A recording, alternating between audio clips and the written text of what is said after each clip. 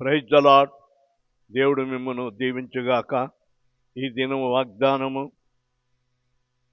నీవు భయపడు మనుషుల చేతికి నీవు అప్పగింపబడవని యెహోవా సెలవిచ్చుచున్నాడు. ఇర్మీయా 39వ అధ్యాయము 17వ వచనము.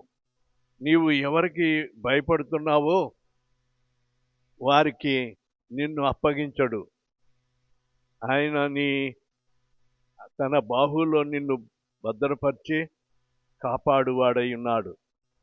భయపడకు, దేవుడు నీకు అండగా ఉండి నిన్ను కాపాడుతాడు. దేవుడి వాగ్దానము నీ వెనుకనే ఆశీర్వదించుగాక. ఆమేన్.